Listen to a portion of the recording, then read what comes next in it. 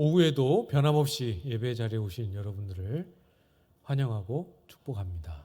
네, 잘 오셨어요. 아까 오셔서 안 가신 분이 대부분이겠지만 그래도 편의상 잘 오셨습니다. 이렇게 인사를 드리도록 하겠습니다. 네. 사사기를 여러분 개인적으로 이렇게 통독하실 때 어떻게 이해하면서 읽으시는지 모르겠습니다. 사실 이해하기가 쉬운 사사 본문도 있고 이 대체 뭘 우리에게 가르치시려고 하실까 잘 안 보이는 그런 본문들도 있을 것 같아요. 대체로 우리가 그 사사 자체에 이 사사가 어떻게 했고 어떤 사사이고 여기에 집중을 하면서 읽는 것이 대부분이기 때문에 그런 부분에서 두드러지는 특징이 잘 안 보이면 이해하기가 어려워지는 경우가 있는 것 같아요. 어떻게 아냐고요? 저도 그랬으니까. 네. 정말 어렵더라고요. 이 사사의 행동과 사건과 본문의 기록은 도대체 우리에게 무슨 의미가 있을까? 어려운 본문들이 있지 않습니까? 사사가 어떤 사람이냐도 우리가 눈여겨봐야 하고 어떻게 하나님이 부르신 그 부름을 감당했는가도 봐야 하지만 우리가 잊어버리지 말아야 할 중요한 이 주제 중에 하나는 그 사사를 세우신 하나님, 그 사사 배후에서 모든 것을 주관하시고 이끄시는 하나님을 우리가 함께 주목해야 한다라는 그런 사실이에요. 여러분 사사기의 전체의 핵심 구절, 한 구절 딱 찝으라고 하면 다 떠오르시는 그 구절이 있으시죠? 사사기 제일 마지막 구절입니다. 그때 이스라엘의 왕이 없으므로 사람이 각기 자기의 소견에 옳은 대로 행하였더라. 여기서 왕은 이스라엘의 그 제도적인 정치 제도로서의 왕을 의미하는 1차적인 의미가 없는 것은 아니지만 여기서 말하고 싶은 하나님의 궁극적인 의도는 이스라엘의 진정한 왕인 하나님을 버리고 하나님을 떠나고 그래서 그들이 하나님의 말씀에 순복하지 않고 자기 임의대로 살아가는 그런 삶의 모습이 사사시대의 공통된 특징이라는 사실을 우리에게 가르쳐주고 있지 않습니까? 그래서 사사기 본문은 표면적으로는 이스라엘의 실패와 이스라엘의 무너짐을, 영적인 어두움을 기록하고 있지만 그 이면에 흐르고 있는 하나님의 기대하시는 마음은 진정한 이스라엘의 왕인 하나님을 주목하고 하나님의 왕 되심을 회복하고 돌이키기를 바라는 그런 마음이 사사기 전체의 흐름 속에 녹아 있다라고 우리가 그렇게 이해를 하면서 사사기를 보면 훨씬 더 좋을 것 같아요. 그러니까 7절에서 자기들의 하나님 여호와를 잊어버렸다라는 그 말씀의 의미도 어떤 의미인지가 좀 이해할 수 있겠죠? 우리의 진정한 왕이신 하나님을 하나님으로 왕으로 인정하지 않고 자기가 왕인 것처럼 자기가 주권자인 것처럼 그렇게 행하는 이스라엘의 모습을 기록하고 있는 겁니다. 이스라엘의 왕이신 하나님 대신에 자기가 주인 행세를 하고 있고 그런 모습을 통해서 그리고 그런 이스라엘을 향하여 첫 번째 사사를 세우시고 구원하시는 그 하나님의 행동과 그 하나님을 기록한 본문을 통해서 우리에게 무엇을 보여주시고 말씀하시는지 오늘 본문에서 우리 같이 묵상해 보도록 하겠습니다. 먼저 8절 말씀을 보시면 여호와께서 이스라엘에게 진노하사 그들을 메소보다미아 왕 구산 리사다임의 손에 파셨으므로 이스라엘 자손이 구산 리사다임을 8년 동안 섬겼더니 하나님이 이스라엘의 악에 대해서 진노하셨습니다. 이 표현, 오늘 본문에 있는 표현 앞으로 사사기 우리가 묵상하면서 많이 만나게 될 텐데요. 하나님이 진노하셨고 하나님께서 이스라엘을 메소보다미아 왕 구산 리사다임, 굉장히 길죠. 메소보다미아는 나라 이름이고 구산 리사다임은 이제 왕인 그 왕의 이름입니다. 그 이방 나라의 지배 아래 이스라엘을 넘기셨어요. 얼마 동안 넘기셨습니까? 8년 동안 지내게 됩니다. 8년을 이제 여러분이 이 본문에 조금 더 깊이 들어가기 위해서 할 수 있는 한 상상력을 동원해서 8년의 세월을 이렇게 한번 상상해 보시면 좋을 것 같아요. 그 길이와 그 세월의 크기, 그리고 그 시간 동안 지내왔던 세월은 과연 이스라엘에게 어떤 의미였을까? 이거를 생각해 보면 좋을 것 같습니다. 1차적으로는 8년의 세월이 어떤 시간이었을까요? 구산 리사다임의 뜻이, 리사다임이 이중으로 나쁜이라는 뜻이에요. 나쁘고 또 나쁜. 그러니까 죄송합니다. 이런 표현을 써서 아주 못돼 처먹은 구산이라는 뜻의 이제 그런 이름을 왜 그렇게 했는지 모르겠습니다만 그런 뜻이에요. 그러니까 이게 이제 이스라엘 백성이 그 구산 리사다임의 치하에서 얼마나 고통스러운 세월을 보냈는지를 우리가 짐작할 수 있지 않겠습니까? 그 세월을 한 달, 두 달 보내고 1년, 2년 보낸 게 아니라 8년을 보냈습니다. 8년. 8년은 1차적으로 이스라엘에게 고통의 시간이었어요. 당연히 그랬겠죠? 그러나 그런 의미만은 아닙니다. 사실 더 중요하고 우리가 고려해야 할, 주의 깊게 살펴야 될 중요한 부분은 하나님을 잊어버린 세월 8년입니다. 본문에서 여러 가지의 요소에서 이스라엘이 8년 동안 하나님을 잊어버리고 지냈고, 조금 표현을 바꿔서 하자면 하나님을 안 찾아도 괜찮은 시간으로 8년을 지내왔습니다. 놀랍지 않습니까? 고통의 세월인데 하나님을 부르지 않아요. 아프고 힘든데 하나님께 도움을 구하지 않는 시간으로 8년을 보내버렸습니다. 이스라엘 백성들이 전체 민족이 통째로 개종을 해서 바알 종교로 넘어가서 그때부터는 하나님을 아예 안 믿었다, 그런 뜻이 아니라는 거 여러분 알고 계시지 않습니까? 똑같이 예배드리고 제사도 드리고 절기도 지키고 이스라엘 백성들 안에 원래 있었던 겉으로 보이는 종교 행동, 겉으로 보이는 외형적인 형태들, 이것이 그대로 유지되고 있었어요. 모든 것이 그대로 유지되고 있는데 무엇이 없습니까? 하나님과의 살아있는 사귐도 없고 하나님과의 교제도 없고 하나님의 임재하심도 없고 하나님을 만나는 경험도 없고 하나님의 은혜의 어떠한 형태도 어떠한 모양도 그 은혜의 현상조차도 아무것도 없고 하나님을 향한 신뢰도 없고 당연히 순종은 더더욱 없고 참된 예배도 없고 진정한 회개도 없고 아무것도 없죠. 겉으로 드러나는 형식만 남겨놓고 하나님과 우리 사이에 실제로 일어나야 마땅한 것은 아무것도 남아있지 않고 완전히 메말라 있는 상태로 8년의 세월을 지냈습니다. 하나님이 없어도 괜찮은 거예요. 하나님을 안 믿고 하나님을 부인하지는 않았지만 그들이 일상을 살아가면서 하나님의 이름을 한 번도 생각하지 않고 하나님 도와주십시오, 하나님의 도움이 필요합니다, 하나님의 은혜가 필요합니다라는 말을 한 번도 생각하지 않아도, 그 말을 입 밖에 내지 않아도 아무렇지도 않은 세월 8년입니다. 반대로 그 8년의 세월 동안, 아니 사실은 그보다 더 긴 세월이었겠죠? 바알과 아세라는 필요했어요.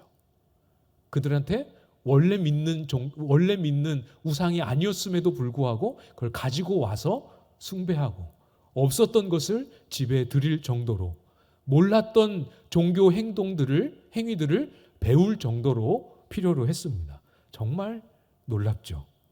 욕망을 채워주는 쾌락은 필요했을지 몰라도, 그들의 만족을 주는 돈과 물질은 필요했을지 몰라도 하나님의 은혜는, 이전보다 더 큰 하나님의 은혜는 필요하지 않은 세월이었어요. 우리의 마음은 그들과 비교해서 어떤지, 다른지, 혹은 비슷한지, 공통 분모는 있지 않는지 우리의 마음과 삶을 돌아보면 좋겠죠. 이 원고를 적으면서 설마 이 중에는 안 계시겠지.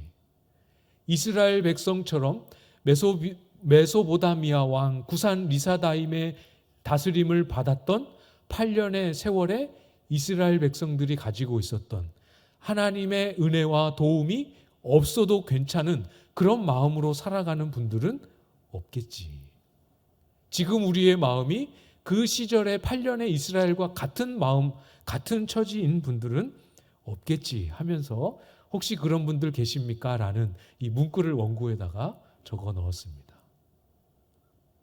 이스라엘만큼은 아니라 하더라도 우리의 마음이 예전에 한참 뜨거울 때 또는 한참 하나님 앞에 간절히 매달리며 나아갈 때 그때의 영적인 긴장, 이제까지 내가 하나님을 믿어 오기는 했지만 지금의 삶의 곤고함, 내 영적인 메마름, 갈급함, 이것을 채우고 하나님을 만나기 위해서는 이전보다 더 큰, 이전보다 더 분명하고 뚜렷한 새로운 하나님의 은혜가 다시 더 필요합니다 라고 하나님 앞에 나아가는 그런 영적인 긴장과 갈급함, 이게 없는 상태 혹시 아니신지 여쭤보고 싶습니다. 힘들기는 해도 아니면 안 힘들어서 하나님을 굳이 그렇게 절박하고 간절하고 다급한 마음으로 안 찾아도 하루하루를 살아가는데 큰 불편함이 없는 가운데 있으시다면 오늘 본문이 우리에게 무엇을 가르치고 도전하는지 마음에 잘 새기실 수 있기를 부탁을 드립니다. 우리는 그렇게 살 사람들이 아니에요. 저와 여러분은 그런 부르심을 가진 사람들이 아닙니다. 물론 해보니까 조금 힘들어요. 영적인 그런 긴장감을 가지고 내일이라도 그 은혜가 임하지 않으면 큰일 날 것처럼 그렇게 간절히 하나님 앞에 부르짖고 나아가고 매달리며 살아가는 그 영적인 긴장을 유지하는 게 쉽지는 않아요. 해보셔서 아시죠? 쉽지는 않습니다. 그러나 그 영적인 긴장을 우리의 지치고 그것 아니어도 지치고 힘든 삶이지만 이 영적인 긴장을 살려놓고 유지시키기 위해 에너지를 들이고 지친 몸과 마음을 다시 일으키는 이 일을 하는 것이 힘들어도 매우 합리적이고 타당합니다.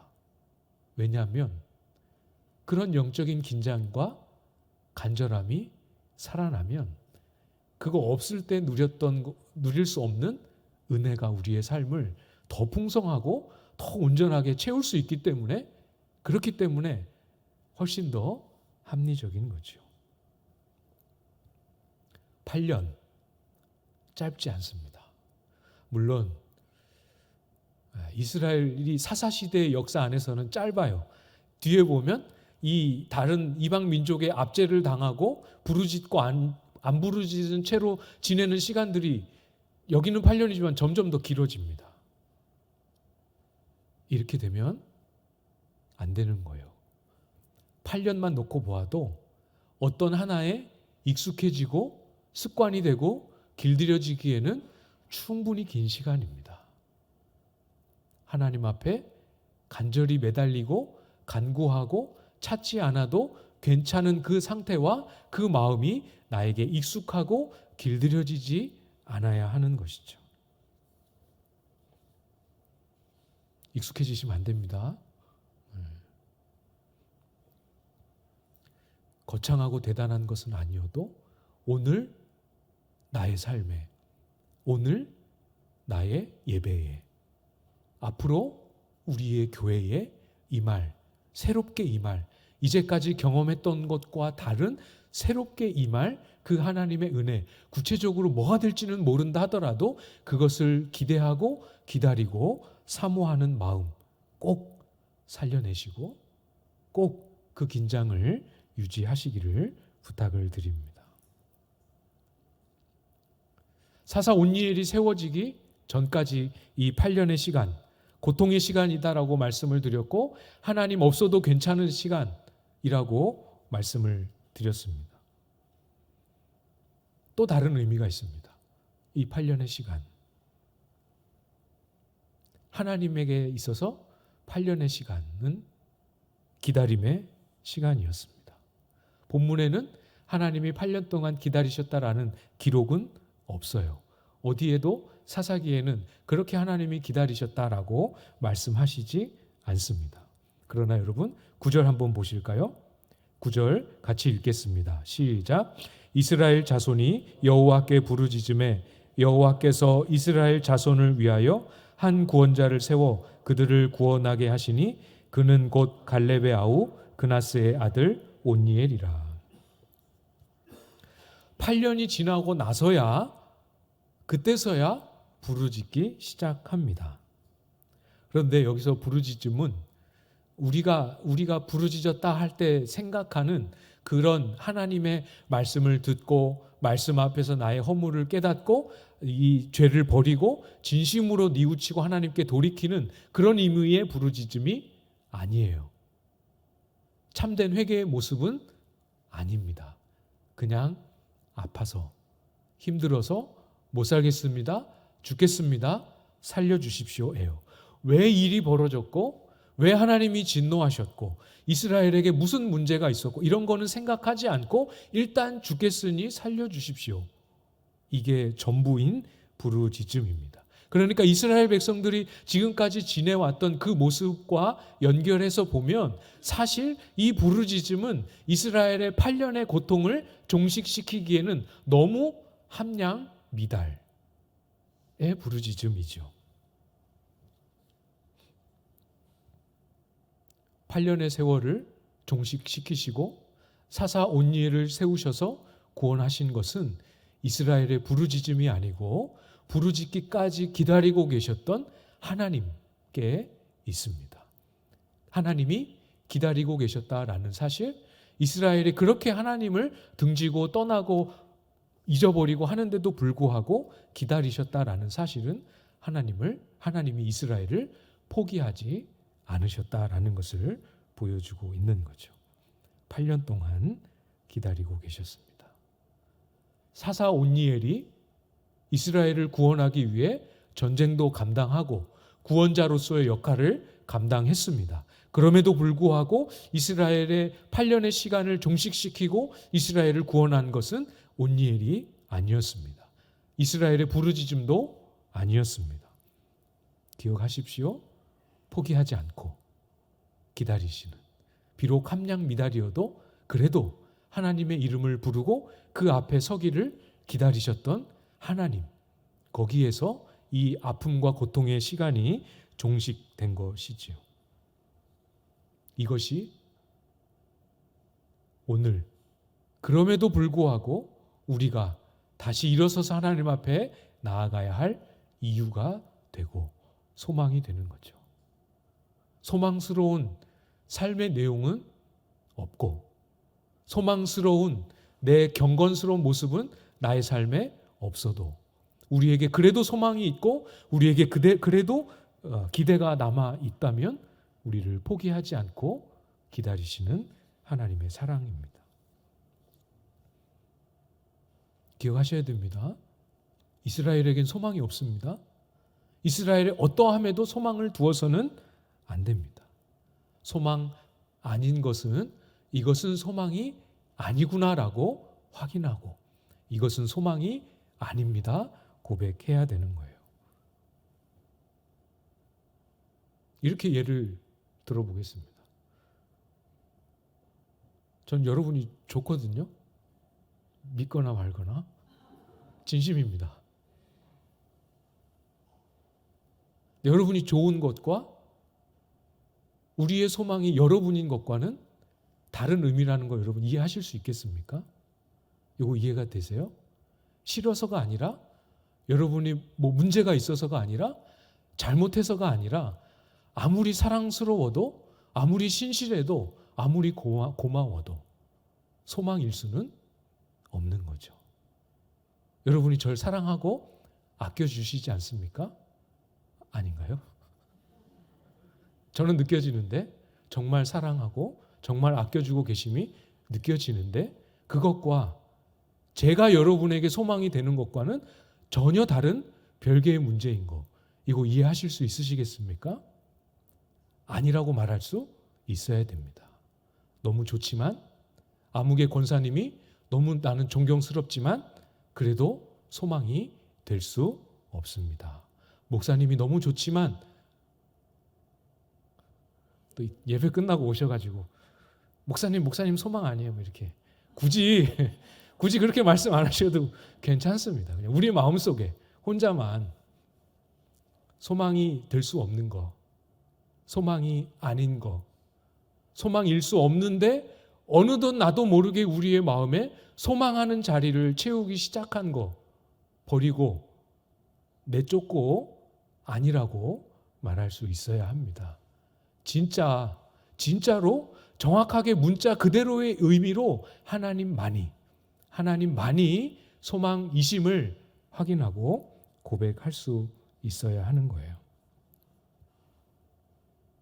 한번 잘 묵상해 보시고 내 마음에 정말 하나님 말고 다른 것은 전부 소망 아니라고 말하고 마음의 한켠에서 이렇게 밀쳐둘 수 있는지 한번 잘 돌아보시기를 부탁을 드립니다. 소망이 참 힘이 있어요. 이 소망이 성취가 안 돼도, 소망이 이루어지지 않아도 소망 아닌 것을 물러내고 진짜 그 자리에 더 온전하고 더 순도 높게 하나님만을 소망하는 마음으로 채우기 시작하면 소망을 하나님께 두었다라는 사실만으로도, 소망이 안 이루어져도 소망을 하나님께 두었다는 사실만으로도 우리의 마음에 평안과 기쁨이 찾아오기 시작합니다. 해보십시오. 꼭 소망 아닌데 내 마음을 채우고 있는 것들을 밀어내면서 동시에 하나님이 소망임을 고백해 보시고 참된 소망 안에서 오는 소망 자체가 주는 평안과 위로, 기쁨 꼭 누리시기를 부탁을 드립니다. 이어서 10절 말씀을 보도록 하겠습니다. 여호와의 영이 그에게 임하셨으므로 그가 이스라엘의 사사가 되어 나가서 싸울 때 여호와께서 메소보다미아 왕 구산 리사다임을 그의 손에 넘겨주심에 온니엘의 손이 구산 리사다임을 이기니라.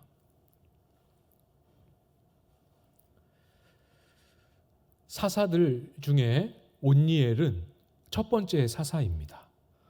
영예롭게 1번이 되었어요.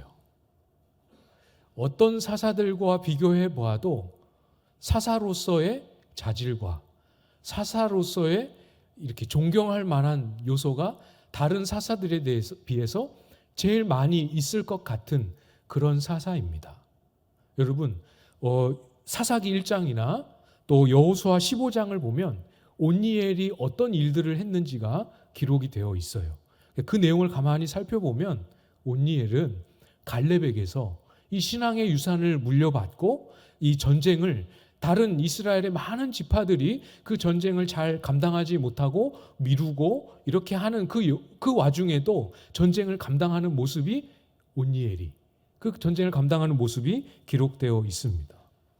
그러니까 지금 오늘 본문에서 메소보다미아 왕과 싸웠던 그 과정들을 우리는 몰라요. 안 기록해 주셨으니까. 하나님은 아시지 않습니까? 온니엘이 이런 사사다라는 것을 말하고 싶으셨다면 하실 말씀이 정말 많았을 거예요. 근데 여러분 보시는 것처럼 마치 다른 사사들은 많은 내용들이 기록되어 있는데 온니엘은 아무것도 기록이 안 돼 있습니다. 싸웠다고 했는데 어떻게 싸웠는지, 어떤 마음 자세로 나갔는지, 어떤 하나님의 도움을 힘입어서 그 싸움을 이겼는지 아무것도 기록을 안 해주고 있습니다. 왜 그랬을까요? 온니엘 같은 사람의 행적을 모두 감추어 놓으시고 뭘 보라고? 어디에 주목하라고 하시는 겁니까? 온니엘을 세우시고 온니엘이든 온니엘보다 못한 사람이든 하나님이 세우시면 그 사람을 통해서 이스라엘을 구원하신다라는 사실을 보여주기를 너무너무 원하셨던 거죠. 처음에 말씀드렸던 것처럼 진짜 이스라엘의 왕은 바로 여호와 하나님임을 알게 하기를 원하셨습니다. 아무것도 기록하시지 않았는데 하나는 명확하게 기록해 주셨어요. 너무 하나님의 마음이 잘 보입니다. 방금 읽었던 맨 앞에 뭘 기록해 주셨습니까? 여호와의 영이 그에게 임하셨으므로. 온니엘에게 있어서 하나님이 이야기하고 싶으신 것은 딱 한 가지. 여호와의 영이 임하셨으므로 그 모든 일을 감당하게 하셨다라는 사실입니다. 앞에서 나누었던 그 소망이 어떻게 이루어지는지가 잘 보이지 않습니까? 여호와의 영이 우리 가운데 임하셔야 합니다. 우리는 물론 이제 이스라엘 백성들처럼 전쟁을 위해 부름받은 사사로서의 사명을 가진 분들은 단 한 분도 안 계십니다. 그렇죠? 그렇지만 우리가 하나님 앞에 나아가고 기도하고 고민하는 그 삶의 신앙의 내용을 보면 오로지 순수하게 나만을 위해서 기도하고 나만을 위해서 고민하는 신앙생활을 하도록 부름받은 분들은 한 분도 안 계세요. 그렇죠? 기도 제목 내신 거 보면 다 나만을 위해서 기도하시는 분은 없으세요. 반드시 누군가 흑암 가운데 있는, 영적인 어두움 가운데 있는, 또는 고통 중에 있는 그 누군가를 하나님께로 돌이키게 하는 그 구원의 도구로, 은혜의 통로로 다 그 역할을 감당하고 계십니다. 그게 가족일 수도 있겠죠? 그게 주일학교 학생일 수도 있겠죠. 그것이, 그 대상이 여러분이 매일 체크하고 계시는, 또 같이 교제하고 계시는 주변에 가까운 지체들, 목장에 편성되어 있는 지체들일 수도 있겠죠. 해보셔서 잘 아시지 않습니까? 아무리 내가 좋은 의도라 하더라도 그게 말로 안 된다는 거 아시지 않습니까? 무엇이 필요한지, 우리가 무엇을 구해야 하는지, 소망을 오롯이 하나님께 두었을 때 구체적으로 어떤 길을 바라고 목말라 하며 나아가야 되는지 오늘 본문은 우리에게 가르쳐주고 있습니다. 그게 무엇입니까? 성령이 우리 가운데 충만하게 임하시는 일이죠. 다른 것에는 소망이 없습니다. 우리가 잘한 것도 소망이 될 수 없고, 우리가 못했기 때문에 소망을 가질 수 없는 것도 아니고, 우리를 함량미달의 우리를 탓하지 않으시고 주님을 부르며 그 앞에 설 때 성령을 충만하게 하시고 성령을 통하여 우리로 하여금 하나님이 기뻐하시는 일을 이루시는 하나님께 모든 것이 달려 있는 것이죠.